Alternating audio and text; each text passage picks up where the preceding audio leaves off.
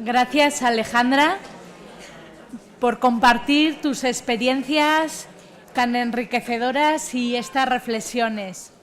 Cuando conocimos a Alejandra a través de las redes, nos pareció pues muy interesante y así lo quisimos compartir en estas jornadas.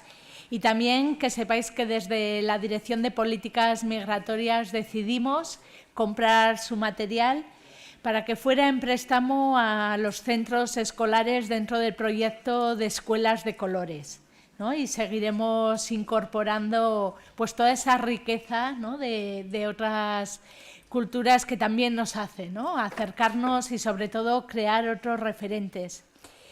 Es una de las líneas prioritarias que tenemos dentro de la dirección, trabajar con los entornos escolares, y aquí hay varias de las personas con las que estamos caminando despacio, pero llegaremos lejos, ¿no? Como dice el proverbio africano. Ahora tengo el gusto de presentaros a Maite Fouassir Zamayoa, doctora en Sociología, licenciada en Sociología y diplomada también en Trabajo Social por la Universidad de Deusto, con una trayectoria también muy interesante en investigación en Ikuspegi, en el Observatorio Vasco de Inmigración. Con muchas ganas también de escucharte, Maite, y va a compartir la investigación realizada de diversidad infantil y juvenil, las mal, entre comillas, llamadas segundas generaciones. Muchas gracias, Maite. Eskerrik asko.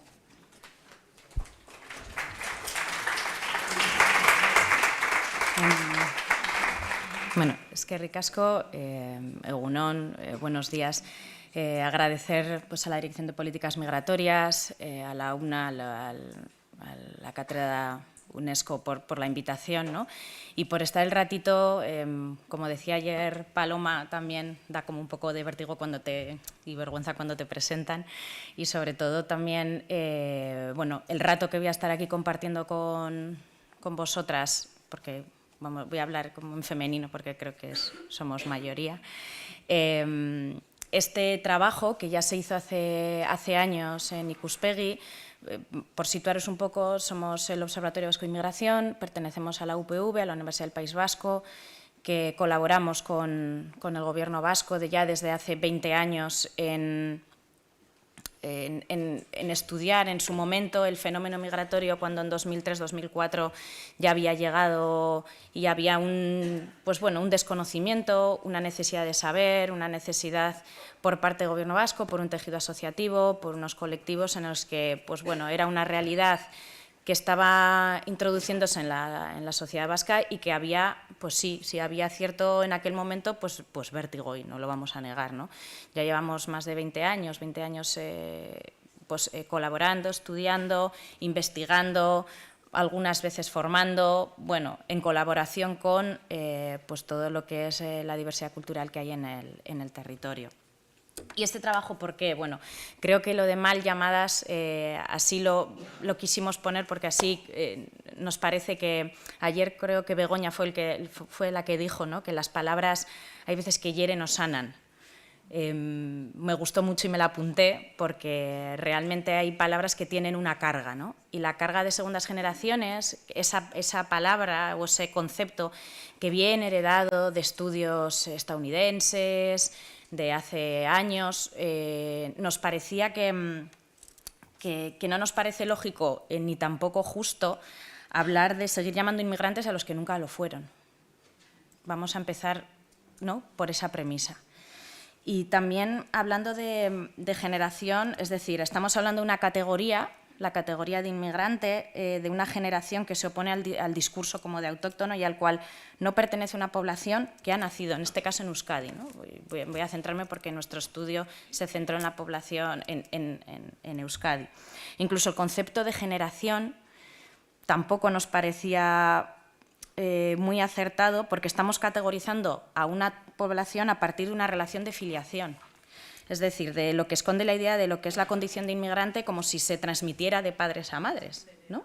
Como si fuera heredado, ¿no?, un conjunto de rasgos culturales y sociales. No, tampoco el concepto. Entonces, desmontando estos conceptos, hablábamos de hijos e hijas de la inmigración, hijos e hijas de personas de origen extranjero, marcando que son hijos ascendientes, descendientes de, pero en ningún caso segundas generaciones. Es cierto que la literatura de hace años está, no la podemos borrar, hicieron una serie de estudios, pero los aportes, mientras se va creciendo, se van generando nuevos conceptos y nuevas ideas.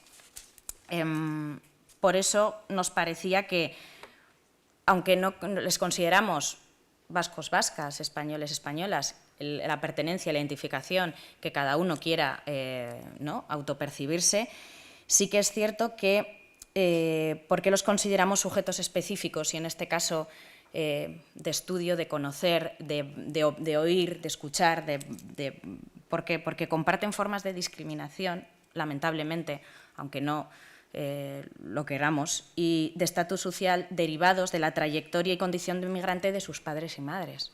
Entonces, para ello quisimos introducirnos y qué dificultades, qué cuestiones, qué elementos diferenciadores son interesantes y son necesarios, no para una buena gestión social y política, para un tejido asociativo, para una intervención, para los centros educativos, para la educación, para la salud, para todos los espacios en los que desde aquí trabajáis, intervenís o hacéis incidencia social y política.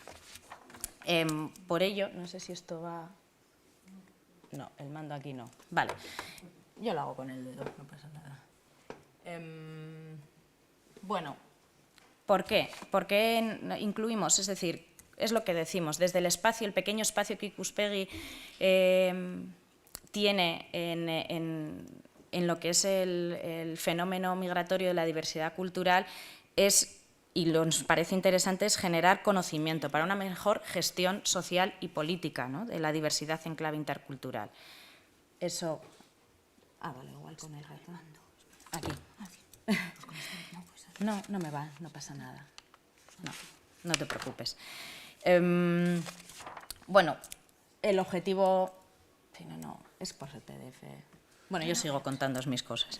El objetivo es eso, es el estudio de la diversidad de los hijos e hijas que residen, de ascendencia extranjera, que residen en Euskadi, que llegaron con 4 años, yo escuchando ahora a Alejandra, con 4 años o menos, o que han nacido en Euskadi o... Ya va, vale. O cerca, bueno, o en el territorio español o fuera de los lugares de origen de sus padres y o madres, ¿no? ¿Por qué pensamos así? Bueno, porque sí que hay estudios que marcan que, bueno, que con 3-4 años todavía los recuerdos existen y, como os lo comentaré posteriormente con las historias de vida que realizamos de algunas personas, hay recuerdos, pero se quedan en recuerdos, en imágenes, en sensaciones, pero es a partir de los 4 o 5 años donde ya se establecen, bueno, donde se puede considerar que una persona ya empieza a coger algo más de encontrar o percibir las diferencias, etc. Bien. ¿Qué hemos trabajado en todos estos, en este trabajo grande? Todo ello está publicado en la página web de Ikuspegi. Yo lo que quiero es, luego simplemente es porque sepáis, por mostraros un marco, ¿no? por saber lo que hay. Luego me meteré más en temas concretos, en cuestiones que son interesantes, pero nos parecía que había que abordar muchos espacios, había que abordar la infancia, había que hablar de los jóvenes y las jóvenes, había que hablar que estuvimos con las familias, juntas, y padres e hijos hablando juntos, ¿no? Y que algunos nos lo agradecían porque decían que nunca se habían parado a hablar de muchas cosas, o no les habían incluso sorprendido a sus hijos que pensaran de cierta manera, ¿no? Que esos espacios en donde se compartía y donde nosotros también trabajamos mucho, pues qué opiniones, qué discursos, qué diferencias generacionales había, porque no solo son diferencias culturales, yo creo que hay muchas más cosas que nos unen como sociedad que las que nos diferencian, ¿no? Y las diferencias generacionales yo creo que todos y todas las consumimos y las tenemos presentes. Estuvimos con profesorado, estuvimos con educadores desde la educación no formal, Trabajamos también lo que es la juventud. La juventud, tampoco nos gusta el concepto autóctono, pero la juventud de ascendencia vasca, vamos a pensar las relaciones, las cuadrillas, el no, por qué se relacionan o no se relacionan con población que ellos consideran extranjera y no lo es, ¿no? Lo que comentábamos antes.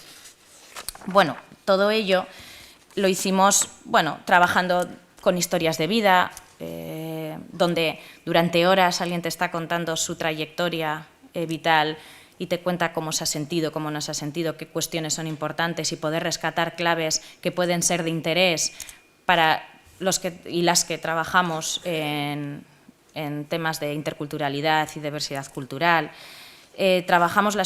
Intentamos hacer estimaciones. Es cierto que cuando alguien ha nacido aquí, es cierto que el tema jurídico es cierto, que hay personas que nacen aquí, tienen la nacionalidad extranjera y lo siguen teniendo por una cuestión de que no han conseguido la nacionalidad sus padres y madres, y eso también es un hándicap importante.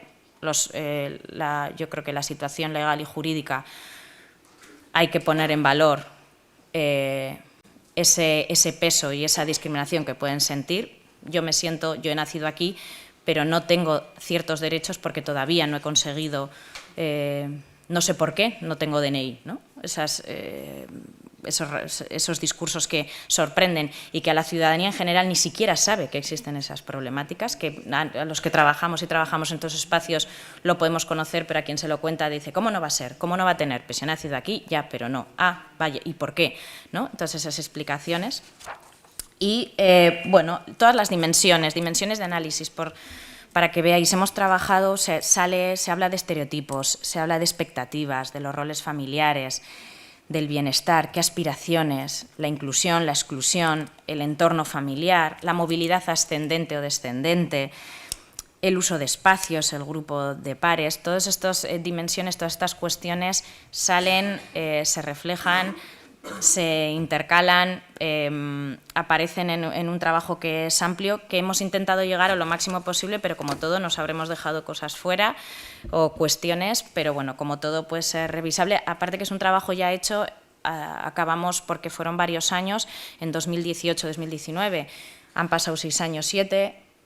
La realidad es, yo creo que el movimiento antirracista ha hecho mucho en estos últimos años, el sentirse identificado, identificada con el lugar de pertenencia de sus ascendientes, sus orígenes, yo creo que también ha sido importante, pero en todo caso es un trabajo que se va viendo todas estas cuestiones. Dimensiones de análisis. Yo creo que ayer, es que me gustó mucho estar ahí en toda la jornada porque yo, mientras iba escuchando a todas las personas que participaban, decía, claro, es que el ámbito educativo está aquí, es que el ámbito comunitario está representado, tiene que estar, es que el ámbito familiar, qué importante hablar de expectativas, qué importante hablar de aspiraciones, ¿no? Qué importante hablar de identidad o identidades, sentimiento de pertenencia, desde dónde me leo o desde dónde no me leo, o desde dónde me leen, o desde dónde no me leen, o desde dónde me niegan, ¿no? O me reconocen. Todos esos espacios, ¿no? Y el bienestar, que en el fondo yo creo que es una dimensión a la que también tenemos que pensar que hay que ponerla un poco en el centro. No me voy a detener porque se incluye, ¿no?, el acercamiento teórico-conceptual. Hay un pequeño, bueno, capítulo donde no somos muy teóricos o teóricas, nos vamos para otros espacios, pero poder situar lo que hablábamos, por qué sale el concepto de segundas generaciones, second generation, Estados Unidos, bueno, diferentes estudios. En el Estado ha habido estudios más recientes, desde las discriminaciones en el empleo, etcétera. Y en Euskadi, pues bueno, trabajaban desde el ámbito educativo, ¿no? El tema de los hijos e hijas de la migración, desde el ámbito educativo se ha trabajado y se ha hecho en algunas cosas, y luego el trabajo que nosotras hemos realizado, estuvimos realizando. Bueno, si nos hablamos de infantil, ¿no? Cuando hablamos de la infancia, yo creo que lo ha comentado antes Alejandra, vamos a ver, la naturalidad en los contactos.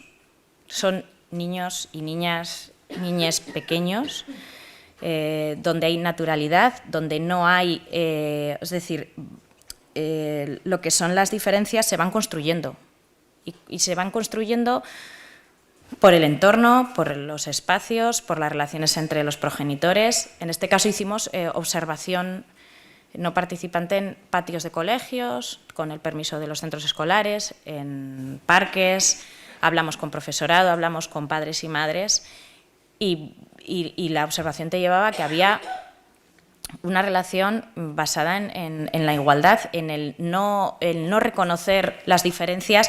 O sea, las diferencias eran si tenía gafas o no. El color de piel no era una... no sé, tenía coleta. No, es que Nerea tiene coleta y siempre lleva coleta. Ya está. O sea veías una, vamos a decir, como limpieza en el discurso es que no había. Es decir, no había esas diferencias que se van construyendo a lo largo de los años. Lo podíamos pensar, nos lo habían dicho el profesorado que eso es así, pero lo quisimos observar, lo quisimos ver, lo quisimos valorar y tener presente. Ahora bien, cuando hablamos de trayectorias, hay un capítulo en el que trabajamos mucho y nos fue como muy enriquecedor. Hicimos historias de vida de 10 personas de ascendencia extranjera, adulta, es decir, desde los 19, 20 años a los 32. Imaginaros eso lo que es en Euskadi, es en el 90 y pico, en el 80 y pico, es decir, no había la diversidad cultural que podemos encontrar ahora. Y la trayectoria exitosas no lo pusimos, nosotros no hemos definido qué es éxito. Yo creo que eso es importante remarcar.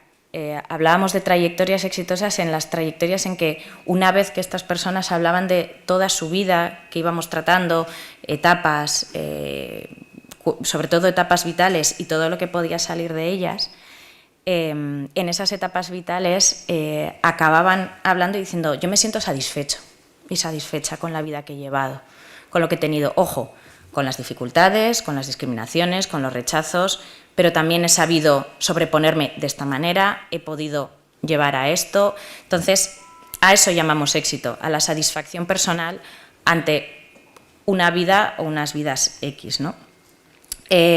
Algo que nos parece interesante remarcar. Es decir, son más los elementos que unen a estas personas por su generación que por su origen o ascendencia extranjera. Estamos hablando de jóvenes. Entonces, y se diferencian como se pueden diferenciar otros grupos específicos de juventud que no sea por su origen cultural. Entonces, vamos a pensar que estamos hablando de gente joven con unas cuestiones, pero que es cierto que nos parece que hay elementos diferenciadores a los que hay que, señalar, remarcar, tener en cuenta de cara a trabajar o a tener presente lo que es la ascendencia extranjera, ¿no? Estar con personas que se sienten vascas o se sienten españolas o se sienten musulmanas, porque la identificación cada uno elige qué se quiere identificar y desde dónde. Y sí que hay unos elementos diferenciadores, o al menos que queremos remarcar y nos parecían interesantes, ¿no?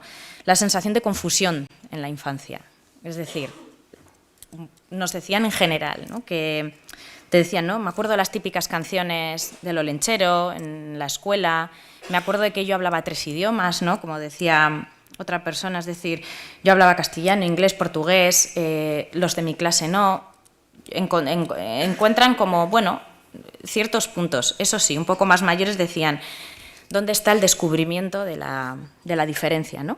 ¿Cuándo descubren? ¿Cómo descubren que son diferentes cuando ellos no pensaban o ellas pensaban, ¿no? En relación a amistades y en aprendizaje, en algunos casos, de rechazo y discriminación. Pues, en los Udalekus es campamentos de verano. Los campamentos de verano, yo era el único raro, se autodefine como raro. O sea, yo creo que aquí las citas las incluyo porque me parece que tienen fuerza y marcan también dónde se posiciona cada uno, ¿no? En algún momento, aunque yo no soy tan oscuro, la gente decía, aquí pone, John no puede jugar. ¿Por qué no puede jugar? Porque John es negro. Entonces, ese niño recibe ese y dice, bueno, negro, yo soy negro, ¿qué es ser, no? Yo, no, me decía cuando hablaba con él, me decía, yo, pues, no sé, en ese momento, como dice, yo no puedo jugar porque esta persona no me deja porque soy negra, ¿qué está pasando, no? Y la sensación de observar, yo creo que ayer escuchaba a Paloma, ¿no? Observar, que me observan, que están hablando, que cuchichean, que dicen, claro, hablamos de personas que eran muy diferentes en los pueblos en los que habían llegado. Estamos hablando de una época donde no había migración extranjera en Euskadi, no era más la anécdota que otra cosa, ¿no? Entonces, que igual estas cuestiones que han pasado hace 25 o 30 años, algunas pues, pueden seguir ocurriendo a día de hoy, ¿no? Entonces, pero pensemos que estamos hablando de un momento en el que la migración era como... Era algo... eran conocidos en el barrio, conocidos en el pueblo, conocidos en el municipio, porque eran los pocos, ¿no? Bueno, pero también había valoraciones positivas. Lo más positivo, te decía, ¿no?, que es cuánto me han enseñado, los valores, la cercanía de la gente, es decir, no vamos a marcar siempre como el punto de discriminación, también hay espacios en donde se han sentido seguros, se han sentido a gusto. Claro, si hablamos de amistades, dónde sentirse aceptado o integrado, ¿no? Me he sentido integrado con la gente cercana a mi cultura, Perú, Argentina, me hacía sentir muy bien en aquel momento, cuando eran jóvenes, cuando eran niños. Y hay otros que te dicen, bueno, yo me juntaba con gente de aquí, como ellos comentaban, dice, pero ahora me junto con más gente de orígenes cercanos a la ascendencia de donde provengo, porque la cercanía y el compartir idioma y claves culturales, bueno, se sienten cercanos, se sienten. ¿Por qué? Porque también abrazan, aunque ha habido rechazo de la cultura de sus padres, acaban abrazándola, ¿no? Y ese abrazo pues también lleva a decir, bueno, tampoco voy a rechazar, ¿no? Se sentían, estaban muchas veces, te comentan, encontrábamos como en un limbo. Yo me relacionaba normal, como cualquier otro chaval, hasta que había ciertas distancias que no sabía ni por qué llegaban, ¿no? Entonces, una vez que yo puedo elegir dónde me sitúo, dónde no quiero situarme, con quién estar, con quién no estar, con quién compartir, bueno, pues puedo compartir con todo el mundo, más en algunos momentos, menos en otro. El papel fundamental de la familia, ¿no?, como apoyo esencial. Es otro de los elementos diferenciadores, ¿no? La familia está, en la familia hay tensiones, pero la familia está presente, ¿no? Y valoran los esfuerzos de su familia, de sus padres y madres por haber migrado. Son conscientes. Saben que habían migrado por una situación, en algunos casos, en otros casos fueron por otras cuestiones, en los casos de que había necesidad, por mejorar su vida y por mejorar la vida de ellos. En el caso en que la migración, el niño era muy pequeño, dice, yo valoro que han hecho un esfuerzo porque pensaban en mí. Pero eso no quita para que haya tensiones entre los progenitores, ¿no? En el que quieren darme lo mejor, pero también he visto mucha ausencia de mis padres, te decían, ¿no? Se han sacrificado por mí, pero me ha faltado su presencia, porque trabajaba muchas horas, porque tenía otros espacios, porque no podían estar. Bueno, y eso también bueno, saca cuestiones que hasta ellos se sorprendían cuando iban hablando, ¿no? Han querido darme lo mejor, pero es verdad que yo me he encontrado grandes ausencias. ¿No? Ella no ha estudiado y sí que quería estudiar. A ella le frustra el hecho de que yo no haya terminado de estudiar, la frustración de los padres, las expectativas que ponen los padres y madres en todos nosotros. Cuando, vamos, creo que los progenitores, padres, madres, ponen en sus hijos e hijas pues muchas veces unas expectativas que también eso también lleva a ciertas tensiones, ¿no? Y, por supuesto, a mí la frase nos llevamos mejor en la distancia que estando cerca, creo que nos pasa a todas. Porque a mí esto es una de las cuestiones que nos unen en nuestra generación y no tanto por nuestra distancia cultural. Esto nos pasa a todas. Eso no lo vamos a negar y creo que también hay que poner en valor aquello que nos une. La distancia cultural con sus progenitores, es decir, yo toda la vida he estado aquí, él tiene una cultura y yo la otra. Hay veces que yo he mamado de ambas y eso hay veces que no lo, bueno, que hay fricciones, que no lo entienden, ¿no? Hay que casarse jóvenes, hay que estudiar, casarse jóvenes con alguien que sea musulmán. Y claro, a mí eso, pues bueno, nosotros hemos tenido nuestras parejas que no lo eran y eso a nuestros padres y madres suponía, no sé si un problema, pero un choque, ¿no? Entonces decían, y no íbamos a negar dónde estamos, pero esos choques estaban ahí. Siempre están mirando al pasado. Mis padres, mi madre siempre mira al pasado. Yo creo que es porque son inmigrantes. Yo no lo soy, ¿no? No me siento, no soy inmigrante, pero mis padres miran, comparan, hablan, están todo el rato. Entonces, yo creo que había una parte de comprensión a medias, ¿no? Y bueno, esas reivindicaciones, oye, si me traes aquí, como dice ahí, si me traes aquí tendrás que entender que yo también me relacione y tenga que absorber cosas de aquí, ¿no? Dice, y eran conversaciones que yo he tenido con mis padres, ¿no? Si tú me traes, o sea, como, bueno, no echar en cara, pero un poco sí, ¿no? Y sobre todo también porque había historias de vida que salieron de hijos con padres mixtos, de parejas mixtas, de origen vasco con un origen extranjero, ¿no? Y esta persona decía, yo es que entiendo el choque, aquí quien lo pasó mal fue mi madre, que es la que vino. Aquí mi padre, bueno, dice mi vieja, mi padre estaba cómodo, decía, es que mi padre no, dice, incluso no entendía algunas cosas que estaba pasando mi madre, y yo vivía esos choques entre ambas culturas dentro de casa y entre el choque, lo que hubo de adaptación de mi madre, yo lo viví, yo era pequeño, yo he ido creciendo y yo lo he mamado, ¿no? Decía. Y luego el tema de las parejas, tener pareja, no pareja, con los padres y madres. Sí que les molestaría que tuviera una pareja vasca. Dice, es que quieren que sea musulmán, la pareja que tenga. Dice, no tengo ahora pareja, ¿no? Esta persona decía, yo no tengo, pero no sé qué pasará, ¿no? Las dudas estaban ahí y te mostraban esas dudas, ¿no? Y te hacían partícipe de esas dudas, ¿no? Así como también te decían, yo también tengo mis dudas de cómo me llevaré con la familia de mi pareja, si mi pareja es vasca. ¿Me van a aceptar? ¿No me van a aceptar? ¿Van a entender?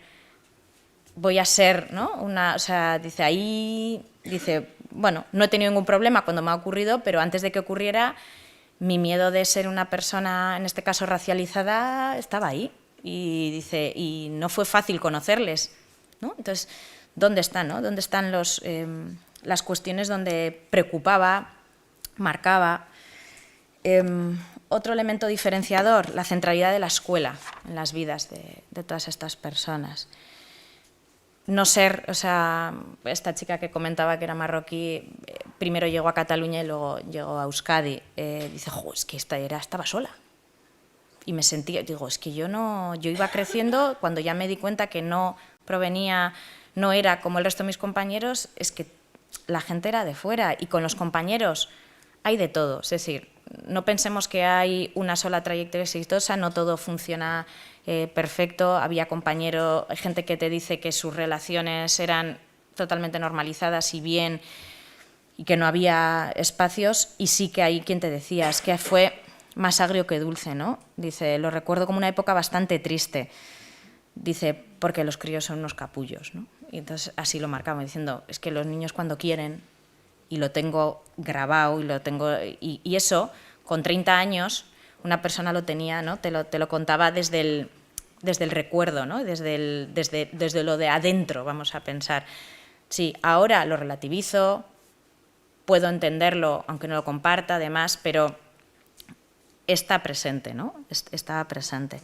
Y el profesorado.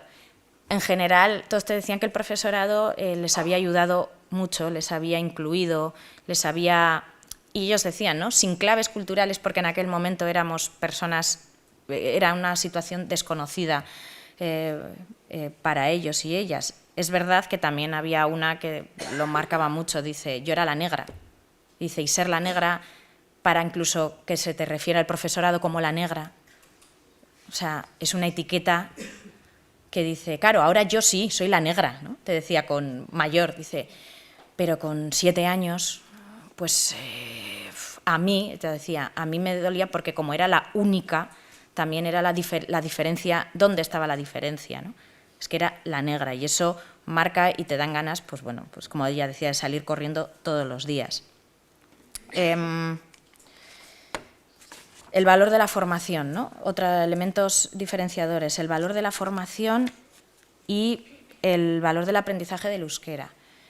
En Euskadi el euskera es un elemento integrador, pero también es un elemento diferenciador, es un elemento de... es un elemento que puede ser ambas cosas, ¿no? Pero es un elemento al que desde educación se están llevando a cabo y mucho, bueno, creo que se tiene que hacer mucho más, pero el aprendizaje del euskera está muy valorado por la población, en este caso progenitores y siempre lo ha estado de origen extranjero, como elemento integrador, como elemento de que a mi hijo le traten como a los demás. Y lo han transmitido. ¿Cómo lo transmitieron en aquella época? Porque claro, no podemos hablar, en aquella época no estaban ni las guías de acogida, pensemos que estamos hablando de los años 90, ¿no?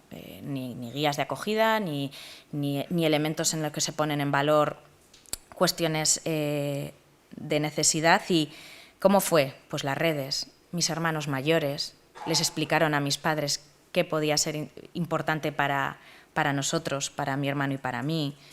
No es lo mismo tampoco llegar a un pueblo euskaldún, ¿no? Donde el euskera es el idioma que se habla en la calle, que llegar a pues un Bilbao o un Vitoria. Eso es otro elemento que influye muchísimo. Y entonces, pues cuando se hablaba del euskera, cómo se había tu integración, qué elementos, pues para algunos eran, bueno, no hay, es que es parte de mi lengua, es parte de mi... Es verdad que mis padres pues no o lo han aprendido o no lo han aprendido, según también de qué origen provenían.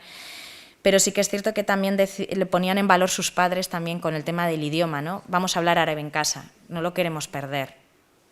Aprender castellano, aprender euskera, pero no perdamos nuestra lengua, ¿no? Pongamos en valor, y sus padres, muchos de ellos decían, pongamos en valor los progenitores de dónde venimos, ¿no?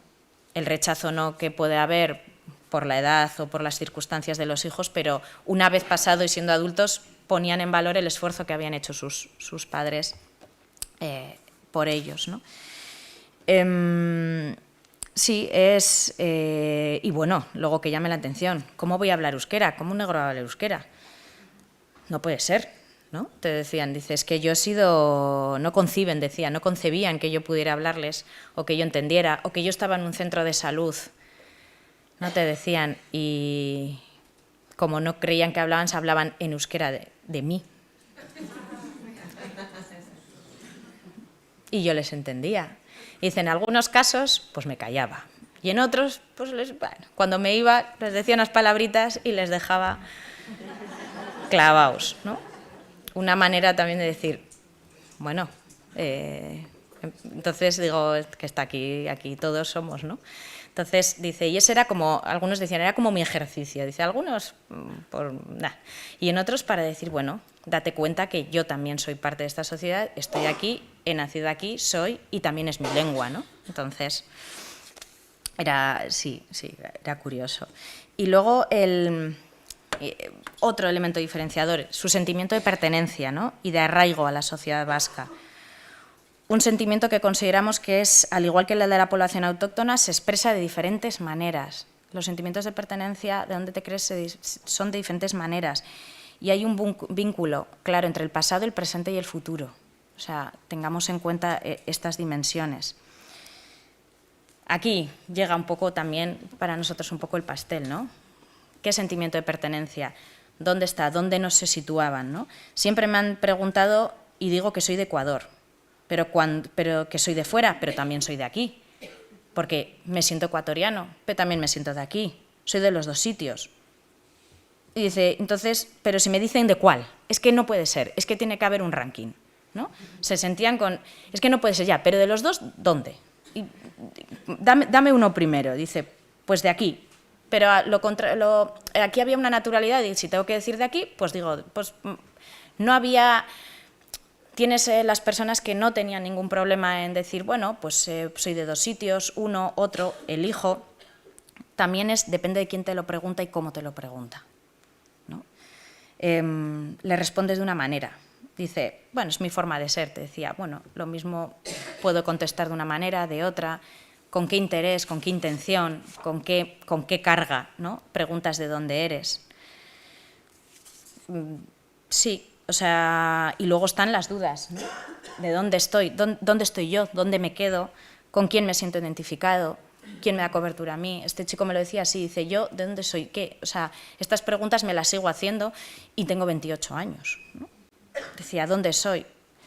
Al vivir entre dos culturas me ha pasado que no sé lo que soy. Algunos lo tienen claro y otros no. ¿Por qué también en parte?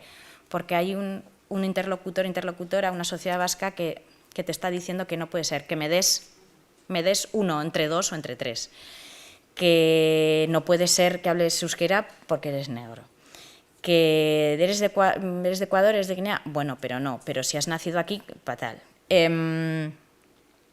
Soy de aquí, yo he nacido aquí, pero no soy de aquí, para la gente yo no soy de aquí, punto, ya está. Entonces, en el momento en el que me rechazan, bueno, rechazan o no me permiten, porque aquí tiene que haber o sea, permitir un sentimiento de pertenencia, ¿no? Yo creo que eso es lo interesante. O la confusión. Yo siempre digo que soy vasca, pero como la gente me dice que no lo soy, tengo un sentimiento de identidad muy gorda. Al final, ¿qué digo? Pues que soy del mundo. Y acabo con... Es como, pues ya dejo de... O sea, te decían... Pero eso no se decía desde el, pues digo del mundo y luego yo soy lo que quiera. No, se decía que soy del mundo porque como no me dejan ser de donde quiero ser, pues al final ni siquiera sé de dónde soy. O tengo que ser de un sitio, ¿no? Oye, igual no tengo que ser, igual me siento identificado con mi religión, igual me siento identificado con diferentes espacios, igual me siento identificado por mi maternidad, igual me siento identificado. Así cada uno, pues ese rechazo del de enfrente llegaba a que cuestiones que no tenían por qué generar dudas acababan... Ellos decían que habían transformado muchas veces, transformado pensando cuando otras personas no tienen ni necesidad de ello, ¿no? No sé qué contestar, ahora si me lo preguntan, no sé qué hacer, no sé, todo te lo dicen, ¿no? Entonces, también es el futuro. Y si mañana tienes críos, ¿qué haces? ¿Cómo los educas? ¿En función de qué? Eso te lo decía, me lo dijo un chico cerca de los 30 años. Yo ahora sí, bueno, decía, no sé qué voy a hacer, no me lo he planteado. Me gustaría, es verdad que muchos de ellos me volvería a gustar hablar con ellos 10 años después, ¿no? Para ver en estas cuestiones y en otras cómo han ido, bueno, tejiendo, yo creo, ¿no? Sus sentimientos de pertenencia, sus trayectorias vitales 10 años después, cómo las pueden valorar. En todo caso, algunas claves, ¿no? Saquemos algunas claves de esto. Reforzar el valor de la formación como elemento clave de la construcción de futuro. Reforzar el papel del euskera como elemento de comunicación, de integración y de perspectiva laboral futura en Euskadi. Permitir el desarrollo del sentimiento de pertenencia, me parece importante. Como sociedad tenemos que permitir, dar el espacio, escuchar y no interpelar o no pensar lo que cada uno queramos, ¿no? Concienciar en el entorno educativo. O sea, aquí hemos hablado ayer, hablamos a lo largo del día de hoy del entorno educativo. No lo olvidemos, es decir, está el entorno educativo, la formación, la sensibilización no tiene que dejar de estar, presente. Y sensibilizar a la sociedad vasca de que somos una sociedad diversa. Y la igualdad tiene que estar dentro como un principio en la diversidad. En concreto, estuvimos con varios grupos de mujeres de ascendencia africana, de mujeres, porque sí que destacaban algunas, y y con compañeras de ascendencia africana de algunas dificultades añadidas, ¿no? Respecto al resto en estos elementos diferenciadores, ¿no? Y nos parecía también interesante recabar en algunos elementos diferenciadores como son un colectivo que no se considera como el resto, como hemos hablado hasta ahora, ¿no? Como extranjero, pero sí que es visto, porque su aspecto físico sí es aún mayor, ¿no? El tratarse, el verle como no parte de la sociedad vasca, ¿no? Aquí ya te siguen diciendo que no eres de aquí, aunque tengas amigos seguirás siendo la negra de la clase, mi amiga la negra, mi amiga la mora, siempre lo mismo, da igual que sepas mucho euskera, que hables, que te relaciones, así nos ven, ¿no? En relación a los padres y sobre todo a las madres, todas hablaban de la distancia, de la diferencia de género con las madres, del trato diferente que tenían con los hombres hermanos, con los padres, con lo que interpelaban a sus madres, que nosotras no somos, o sea, mi hermano tiene unos años, mi madre pues es machista, no entiende que no estamos en otro espacio. Había mucha reivindicación y mucha lucha y mucha discusión con madres, con sus madres, ¿no? Barreras en el acceso al empleo. Total, sobre todo como tengas hijab, negra, el aspecto, ¿no? Lo difícil es que te llamen. Cuando ven mi nombre, ya no me llaman. Es que ni siquiera en mi currículum vale todo lo que tengo. O sea, no hay un espacio. Y he nacido aquí, entonces, y como decían, dice, mis compañeras me dicen que pongan el currículum que estudia en la Ikastola, para que vean que es euskera, que he estudiado, que me he educado aquí, que visibilice, ¿no? Pero lo difícil es la llamada. Por teléfono están interesados, te ven y ya no hay nada que hacer. Casi todas estas chicas, su intención, y igual estuvimos con 20 chicas así, la mayoría te decía que se iban a ir a trabajar al extranjero, porque ahí tenían en el imaginario, o así decían, que en Londres iban a poder trabajar, que en Berlín seguro que aquí no van a poder, que aquí no, algunas ya les habían rechazado. Casi todas decían que igual no, pero la idea estaba ahí presente. El tema, bueno, el uso, ¿no?, de la hijab, ¿no?, en el caso de las mujeres musulmanas como determinante de integración. Yo me lo quiero poner, pero esta mujer no se lo ponía porque se sentía muy limitada. Se sentía limitada en el trabajo y en todo, y mirada, y consideraba que aunque lo quisiera poner, no se sentía cómoda, no se sentía en espacios, no se sentía capaz para poder trabajar, y como quería trabajar, era su opción.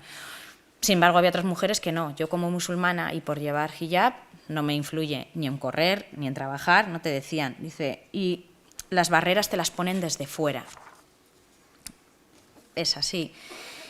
Y por último, el sentimiento de pertenencia de nuevo y diferentes maneras de identificarse y de sentirse y de pertenecer. No te sientes encajada, pero cuando estás con ¿no?, te decían algunas, con tu familia en África, parece que eres la blanca, te dicen que eres la blanca, no sé muy bien dónde soy, otra persona que te dice soy del mundo. Yo no sé, africana, ¿te sientes africana? Dice, yo de aquí no me siento. Africana, pues tampoco lo sé, pero de aquí no. No me siento de ningún lado, ¿no? La última te decía, no me siento de ningún lado, rechazada de espacios. ¿Yo dónde soy? Pues bueno, ¿dónde está mi identidad? En mi religión. Y ese es mi espacio, yo me siento musulmana. Y es lo que digo y es lo que realmente me siento. ¿Dónde tenemos que poner el foco? Muy similar a antes, educación, sensibilización al profesorado. Tenemos que seguir sensibilizando al profesorado. Parece que como se llevan haciendo años, yo siempre digo que esto es algo que no tiene que parar. A la escuela, educación en diversidad cultural. Yo sé, y yo entiendo que si aquí hay profesorado, hay escuelas, y yo sé que hay tantos temas que trabajar en la escuela, hay tantos ejes, hay tantas cuestiones. Yo sé que no puede dar el currículum educativo para todo, pero la diversidad cultural tiene que estar. O sea, bueno, yo sé que tiene que estar todo y ojalá pueda estar todo y lo entiendo, pero la diversidad, porque es algún profesorado me decía, dice, sí, es que me encantaría, pero es que no, digo, pero es que no es cuestión de que puedes trabajar en el aula, pero tú también puedes formarte, tú también, o sea, no es pensar en hacer algo, es introducirlo dentro de tu espacio, de tu hacer, de tu mirada, ¿no? Como decía Alejandra, es la mirada. Si ya cambiando la mirada se puede hacer mucho. En lo laboral, hay que empezar a, bueno, no lo sé, pero el mundo empresarial hay que incluirlo. Hay que incluirlo en estos espacios también que escuchen, ¿no? El espacio, la empresa, ¿no? La sensibilización, el euskera, el fortalecimiento, la pertenencia, el permitir, ¿no? El permitir, la concienciar, herramientas de estereotipos, de desmontar medios de comunicación. Hay que trabajar con los medios de comunicación, hay que desmontar estereotipos porque no ayudan nada las imágenes que van al lado de una noticia, que vayan de un tema, de otro. Una fotografía tiene mucho peso y mucho valor, dice mucho más de lo que pensamos y hay que incluirlo. Yo no sé cómo voy, vale. Igual me adelanto un poco a algo que me parecía muy interesante. Vale, ayer escuchando a Paloma a la mañana, incluí una cosita que me parecía interesante, que no la había incluido, pero cuando hablamos de expectativas, nosotros también hicimos, pasamos un cuestionario y estuvimos con familias con niños y niñas, la muestra es, no tengo aquí la ficha, pero muy amplia, con niños de primaria y niños con sus padres y de secundaria. Y estuvimos hablando de las expectativas, estuvimos hablando en esos microgrupos familiares donde se hablan muchas cosas, pero también hicimos una encuesta, un cuestionario, y hablamos de las expectativas y de las aspiraciones, ¿no? Entonces, esta es aparte podemos hacer una lectura de género maravillosa también con este cuadro, o sea, porque es de todo. Primaria, niños, niñas de primaria, ¿qué quieres ser de mayor? ¿No? Pues ¿qué quieren ser de mayor? Pues futbolista, policía, bombero, profesor, peluquera, bueno, esa pregunta que te hacen en primaria que los niños y niñas tienen presentes, ¿no? Bueno, para que ver un poco lo que hay, ¿qué quieres ser? ¿Qué quieres ser? A los padres, madres, cuando acabe secundaria, sé que está en primaria, es chiquitín, no sabemos muy bien, bueno, ¿qué te gustaría? Que vaya a la universidad, que estudie una FP, bueno, poco, no sé, tengo un 11%, ahí es grande, no sé, desde primaria, yo no sé qué va a ser de mi hijo, mi hija cuando sea mayor. Pero hablábamos, bueno, y en un futuro, ¿qué te gustaría, ¿no? A los padres, madres, ¿qué te gustaría que fuera tu hijo? Y realmente, siendo realista, ¿qué crees que va a ser? Yo creo que lo que marca es lo que guste o quiera, lo que él quiera. Va a ser un 15%. ¿Realmente va a trabajar en lo que él quiera? Bastante menos.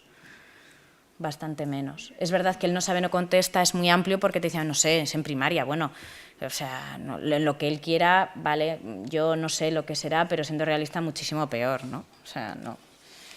Claro, nos vamos a los de secundaria, que los tenemos más cercanos, ¿no? A aspiraciones y deseos que puedan tener.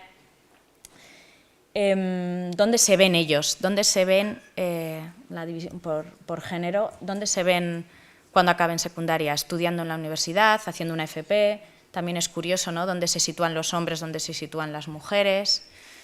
Es la autopercepción, es ellos y ellas dónde se situaban.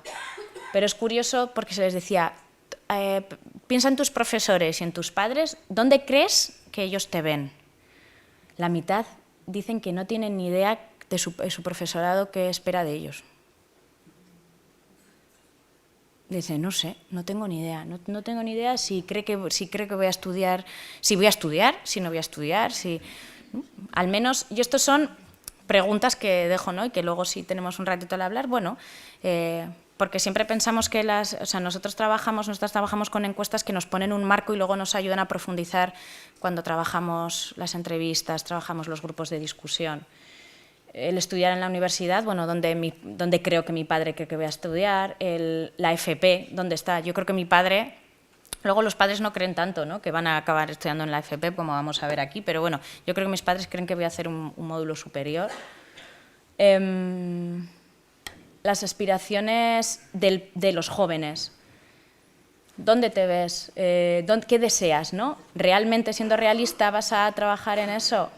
El no sé es amplísimo, ¿no?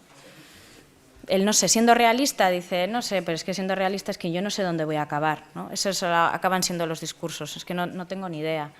Bueno, tienes un poco de todo, no es como en primaria, ¿no? Que el futbolista era el primero de todos, ¿no? O sea, obviamente el tema cambia. Pero aquí se les preguntaba a los padres y madres, ¿dónde ves a tus... ¿qué quieres? ¿Dónde quieres cuando acabes secundaria? Mira, estudiar una FP era un 10%, los hijos pensaban mucho más, casi llegaba a un 30% que pensaban que sus padres iban a acabar estudiando un módulo. Y hay padres que siguen centrándose más, ¿no?, en las aspiraciones de que vayan a la universidad, cuando también un módulo superior es igual de válido de una salida laboral, ¿no? Pero ahí sigue estando el peso. ¿Qué llama aquí la atención? Yo deseo que trabaje en lo que le guste. Siendo realista, no va a trabajar en lo que le guste, de una manera bastante más destacada, ¿no? Y es una encuesta, es decir, pone un marco, no es como una tabla totalmente, pero bueno, nos marca un espacio donde está el deseo, donde está el siendo realista, donde están cada una de las partes donde se siente realista y donde no. Por acabar, hablamos con ellos, ¿dónde están las expectativas? ¿Qué expectativas tenéis? ¿Qué aspiraciones, ¿no? Yo lo que quiero es que tenga un buen futuro, mi hijo e hija. Yo quiero que tenga un futuro, ¿no? Esto era una conversación con los hijos delante. Es decir, era cuando hacíamos los microgrupos familiares. Me gustaría que trabajara de médico, enfermera auxiliar, pero que no esté como yo trabajando en la limpieza, ¿no? Yo quiero que tenga un buen sitio, yo tengo que ayudarle a que los estudios, a un buen trabajo, que trabaje para el Estado, ¿no? La importancia, el imaginario que trabaje para el Estado, que sea funcionaria, ¿no? Otra que me gustaría que dejara el móvil, porque dejara, era pues un espacio en donde el hijo rechazaba los estudios, dejara, quiero que se implique, ojalá pudiera, esta madre decía, yo le digo que estudie, no quiere, ahí había fricciones y también, ¿no? El último testimonio que os he puesto, que hay muchos más y hablamos mucho de las expectativas, ¿dónde ves el futuro? Que se queden, ¿no? Si se quedan aquí, sí les veo un futuro, ¿no? El futuro de mis hijos va a estar bien, van a saber euskera, van a tener a sus amigos y me van a tener a mí. Aquí queda claro dónde están, ¿no? ¿Dónde están los ejes? Va a haber red social, va a haber idioma, va a haber familia. Dice, así les van a ver como a los de aquí. Dice, ¿como a un vasco? Me encanta, sí, igual de bien o de mal, pero como un vasco. Igual de bien o de mal, pero como uno de aquí, ¿no? El de aquí, el vasco. Igual le va fatal, pero bueno, que sea igual que como el resto, de mal o de bien, ¿no? Y eso es con lo que nos quedamos. Y por poner un poco la movilidad social ascendente, es decir, qué quieren, qué aspiraciones y qué expectativas tienen los hijos, o sea, los padres sobre sus hijos e hijas, la importancia de la educación obligatoria o posobligatoria, del euskera, de las amistades, del mantener la cultura de origen, la cultura de allí, la importancia de lo laboral, de lo sociocultural y de que todo ello, bueno, pues sea una serie de dimensiones que todas ellas, el espacio, también el espacio, el que tengan amigos de aquí, que tengan red social, red cultural, red, ¿no? Y que sepan lo de aquí, que sean como los de aquí, por lo menos la mirada de los padres y madres.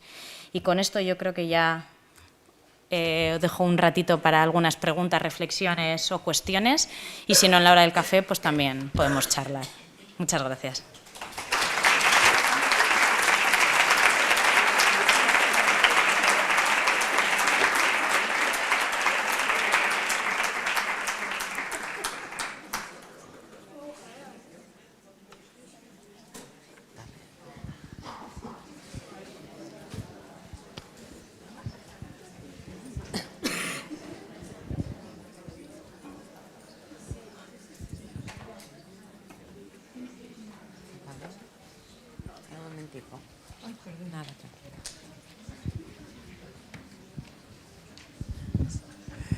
Perdona, me vais a permitir, como diría nuestra compañera Alejandra, soy ya ancestra y he pasado mi esqueleto por tantos lugares que ya me sé muchas historias y muchas reflexiones.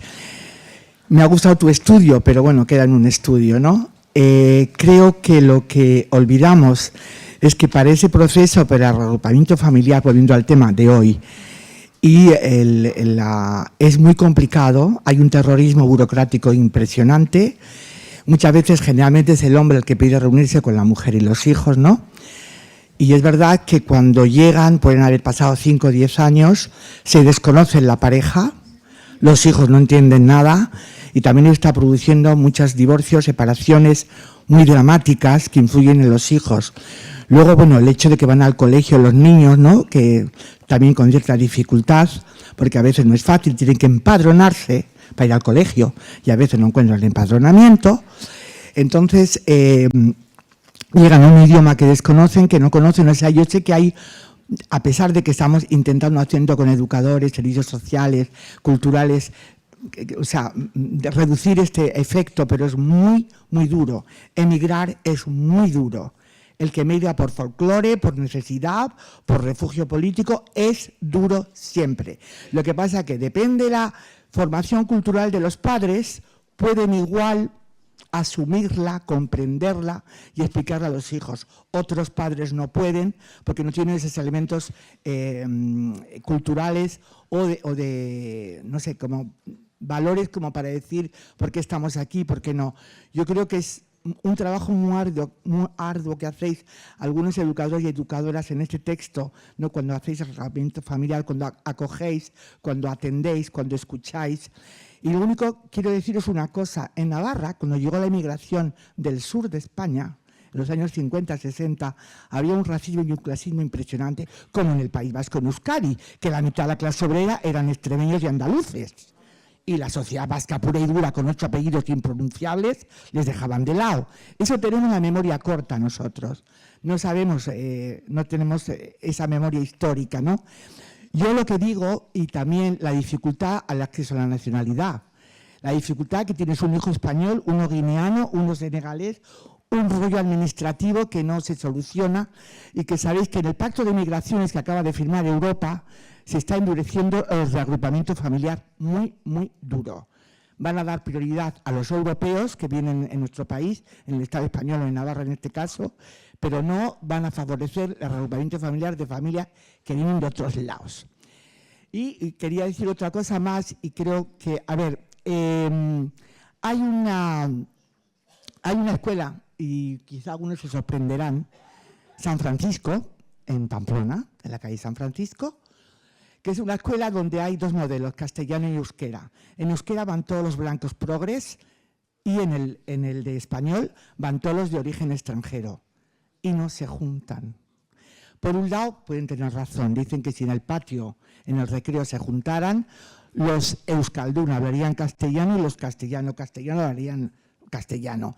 Entonces, por ejemplo, ese modelo, ¿cómo puedes hacer integrar, en este caso en Pamplona, te hablo de Iruña, cómo puedes integrar cuando en una escuela haya por razones diversas, yo no critico, estoy comentando nomás, no entro en juicios, pero tú te das cuenta que los 2 modelos no tienen nada que ver uno con otro. Entonces, hay detalles y cosas que no conocemos o no queremos enterarnos. Y luego yo lo que diría a las jóvenes, como hacían mis hijas, que tenían 3 culturas, yo les decía, sois francesas, sois españolas, sois chilenas, europeas y ciudadanas del mundo. Gracias.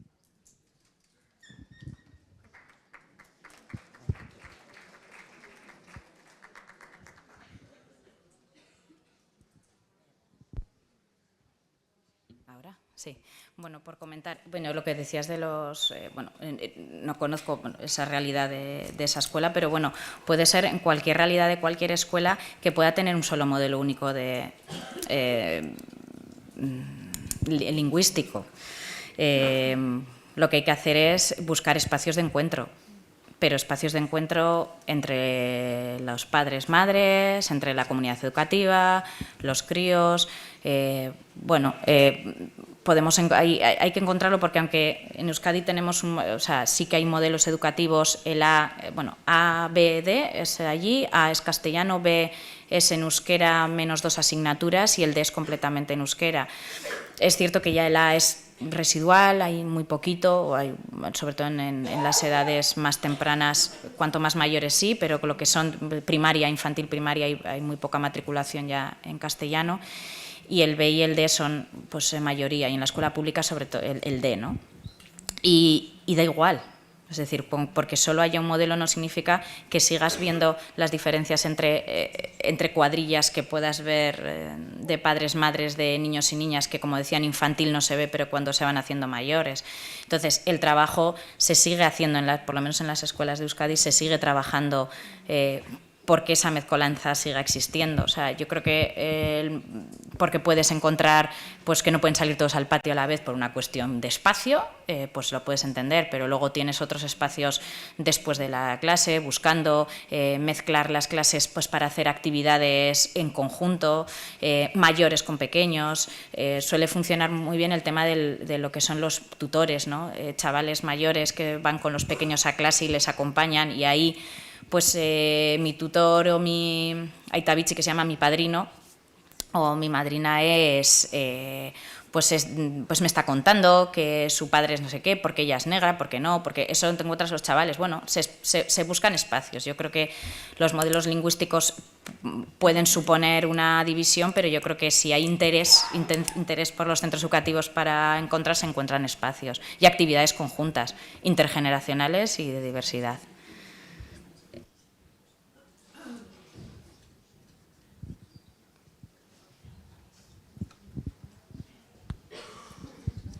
Hola Maite, muchísimas gracias lo primero de todo por el trabajo y el estudio que habéis hecho. Yo hablando del tema de la integración y de la inclusión, nosotras por ejemplo con los talleres nos hemos dado cuenta, y hablando con profesorado, que lo que hacen es segregar a los alumnos migrantes y extranjeros, los ponen en clases específicas. Entonces hablamos de institutos, de centros educativos donde prácticamente el 80% de las clases son clases segregadas. Entonces, claro, a la hora de hacer eso, generar esos espacios de convivencia, que tú has dicho, si eso se hace ya inicialmente y además desde dirección, pues ahí, por ejemplo, en Murcia nos encontramos con ese problema. Y es que hay centros educativos que tienen casi un 90% de población migrante, porque claro, son zonas de campo, zonas rurales, donde la mayoría de los padres están trabajando en el campo, en otros sectores, y los meten a todos en la misma clase. Entonces, claro, ahí hay una dificultad muy grande. Cuando hablamos del tema de pertenencia, por ejemplo, los chavales, les preguntamos, la mayoría eran pues, de origen migrante, ¿os sentís españoles o afroespañoles o mitad marroquí, mitad español? Y la mayoría se sentían de fuera, que es lo que tú comentabas, porque al final ese sentimiento de pertenencia, más allá de lo que tú puedas creer o pensar, te dicen desde que tienes uso de razón lo que yo comentaba, que eres de fuera, y al final de alguna forma tú acabas creyendo, ¿no? Acabas creyéndote ese discurso o dices que eres del mundo, que eso también lo dije yo cuando era pequeña, lo decía, que yo soy ciudadana del mundo. Y te quería preguntar, con estos estudios, luego cómo se materializa esto en políticas o cómo se puede llevar esto a la práctica al final, y si hay alguna forma también de que esto sea un estudio que se lleve realmente, que se pueda hacer de forma exhaustiva, más allá de esas preguntas, grupos focales, estudios de vida, que yo creo que lo ideal sería, por ejemplo, poder marcar, ¿no?, una casilla y que pudiéramos darle más consistencia a esto, porque es muy necesario. Muchísimas gracias, Maite. Bueno, nosotros como en general todos los trabajos y otros que realizamos son investigación, pero siempre aplicada, y recogemos recomendaciones, acciones, cosas concretas hasta donde está nuestro espacio. Nosotros al final somos un observatorio, no hacemos políticas públicas. Nosotros acompañamos o damos los materiales, el espacio, la realidad, pues esos elementos diferenciadores que marcan para que quien pueda hacer las políticas diga dónde tengo que poner el foco, ¿no? O dónde estoy viendo. Igual tengo que invertir en educación en este espacio, ¿no? Tengo varias, pero ¿dónde está? Igual tengo que trabajar medios de comunicación, igual tengo que trabajar con las familias, igual me tengo que replantear qué campañas estoy haciendo, ¿no?, de campañas de sensibilización, qué tipo de campañas, qué miradas tengo que incluir, y tengo que incluir unas miradas que antes es que ni me las planteaba, ¿no? Al final, nuestro trabajo queda en generar ese conocimiento y ese acompañamiento y ese espacio de reflexión para quien tenga que hacer las políticas públicas pueda encaminarlo, y quien tenga que hacer políticas sociales, igual, obviamente, políticas sociales, y quien trabaja en el tejido asociativo diga, esto está pasando, mira lo que hay. Quien hace incidencia social y política puede tener un espacio para decir, oye, aquí hay cosas donde hay que hincar el diente. No nos lo inventamos nosotros porque somos 4 amigos, ¿no? Sino que esto está aquí, y yo creo que desde esos espacios es de donde se puede, y obviamente son trabajos de investigación, pero que van acompañados de otros trabajos que, sobre todo que estamos hablando, de hijos e hijas, o sea, es totalmente transversal, yo creo es una línea, es una realidad más, ¿no?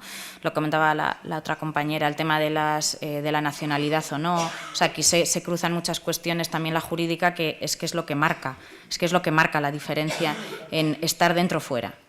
Hay otras diversidades, pero el eje de discriminación para mí muy claro y más objetivo que podemos tener es la ley de extranjería, y es quién está dentro y quién está fuera, quién es ciudadano y quién es no, ¿no? Y eso es básico. Muchas gracias por los datos que nos aportas, porque claro, nos permiten tener claridad sobre lo que está pasando. Pero bueno, yo esta mañana me he despertado y he visto las imágenes de la riada en Málaga, y creo que la cuestión geopolítica y el cambio climático va a cambiar, continuamente cambia el panorama de lo que creemos que es, lo que puede ser y lo que vendrá. Por lo tanto, nos toca siempre estar aprendiendo a vivir en ese nuevo estar, que no sabemos cómo va a ser exactamente. Bueno, yo sé más de poesía que de geopolítica, entonces voy a leer un fragmento de Mahmoud Darwish. Me estoy poniendo nerviosa, se me atasca la voz. De un cielo a otro semejante pasan los soñadores. Dejamos nuestra infancia a la mariposa cuando dejamos un poco de aceite en los peldaños, pero olvidamos saludar a nuestra hierbabuena. Olvidamos saludar furtivamente a nuestro mañana tras nosotros. La tinta del mediodía sería blanca si no estuviera el libro de la mariposa en torno nuestro. Bueno, lo dejo aquí, es muy largo, pero la poesía entra, nos da información desde otro sitio, y hay cosas que solo a las que se puede acceder por el arte, la poesía, el rap, del tipo que sea. Así que ánimo a todo el mundo.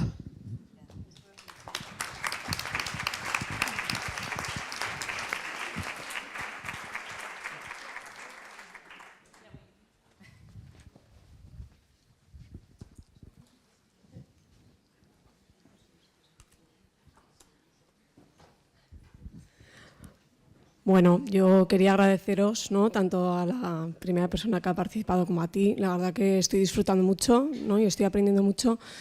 Simplemente remarcar, ¿no?, y hacernos partícipes a todas, ¿no?, el cómo tu estudio focaliza un síntoma social, ¿no?, en el que todas participamos, ¿no?, y cómo ese síntoma genera o está generando personas que no se están pudiendo sentir parte de un sistema en el que se supone son parte, ¿no?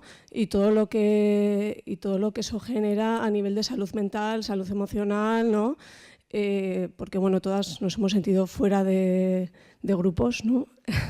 Y sabemos lo que eso genera, ¿no?, en las personas, y bueno, la necesidad de incidir en eso, ¿no?, en hacernos conscientes de que todas somos parte de ese sentir, ¿no?, y todas tenemos la responsabilidad, ¿no?, de que eso no siga pasando, ¿no? Eso por un lado, y luego por otro lado sí que entiendo el título, ¿no?, de la investigación, las mal llamadas segundas generaciones, ¿no?, por aquello de hasta cuándo las personas son inmigrantes, ¿no? Yo lo haría ampliado también a esos padres y madres que llevan aquí 20 años, ¿no? Y hasta cuando es inmigrante o extranjero, ¿no? No hace falta nacer aquí, ¿no? Pero sí que me parece interesante, ¿no? El concepto de transgeneracionalidad, ¿no? El cómo el acontecimiento de la migración, ¿no? Según cómo ha sido vivido por estas primeras personas, ¿no? Que tomaron la decisión de emigrar,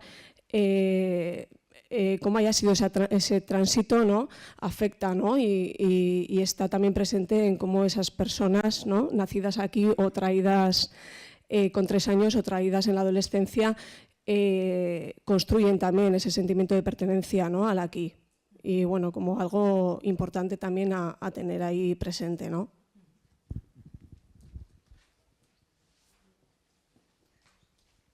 Sí,